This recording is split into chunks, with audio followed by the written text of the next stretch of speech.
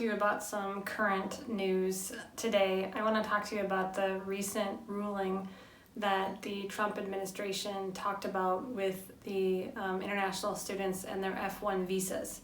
So there's a recent ruling that ICE has come up with that won't allow international students to stay in the United States if their class goes completely online. So I'm just going to go over a bit of the news with you and introduce some new vocabulary to you.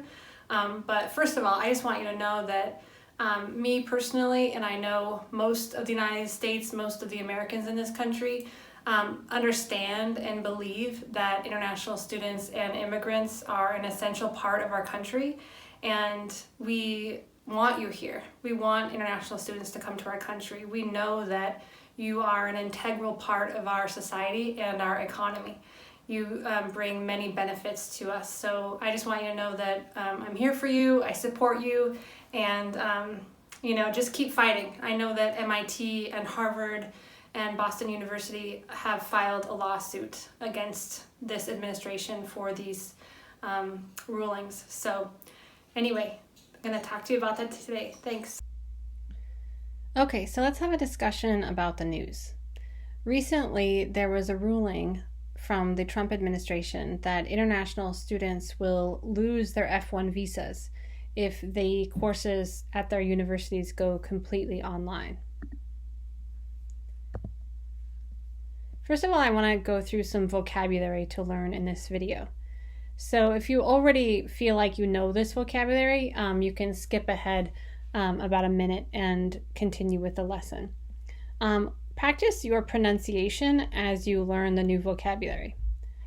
Number 1, exclusively. This means solely or only. In this example sentence, you can see how it's used. International students who are enrolled in classes that are taught exclusively online will not get an F1 visa. So this means that if the class is taught only online. The next one is integral. Integral. This means that something is necessary to make whole or complete, essential. Here's an example sentence. International students are an integral part of our society and our economy. Number 3, to take something lightly. This is an idiom. This means to think about or make a decision easily. Here's an example sentence. The fact that international students need to keep their visas to come back to the U.S. to study during this pandemic is a decision that administrators cannot take lightly. Another phrase is hybrid courses. This means having two separate parts of a class. Hybrid courses that are given part in person and part online are seen as a possible solution to the dangers of the pandemic. Another word is iconic. Iconic means a person or event that is a representative symbol of something else. So living on campus is an iconic experience for most college students and is seen as an essential part of college life. And the last one, staggering. This means deeply shocking or astonishing. There is a staggering amount of money that the U.S. economy gets from international students' tuition and living expenses. So international students who are enrolled in classes that are taught exclusively online will not get an F1 visa. However, according to the news, the universities Harvard and MIT are currently filing a lawsuit against the administration and saying that this is unconstitutional and that it will actually hurt our country instead of help it. The United States benefits from international students in so many ways. International students are an integral part of our society and our economy. The U.S. currently has more than 1 million international students in America. This has grown exponentially since the Trump administration has come into office. According to NBC News, they contributed over $45 billion to the U.S. economy in 2018. In addition, international students generated and held over 400,000 jobs in 2018 and 2019. So this means that they created, right? Generated means that they created jobs and they held on to those jobs. So international students are not only making other jobs for other people, but they are also holding on to their jobs, which means that they're making the companies grow. There are so many examples of international students who came to the US to study and then went on to become founders and CEOs of groundbreaking companies.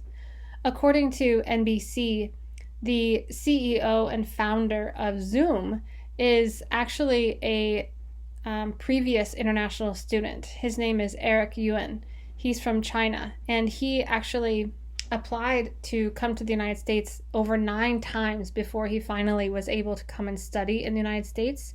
And look at this amazing technology that he created that we're all using today. Living on campus is an iconic experience for most college students and is seen as an essential part of college life. So this really means that international students, along with American students, really want to live on campus.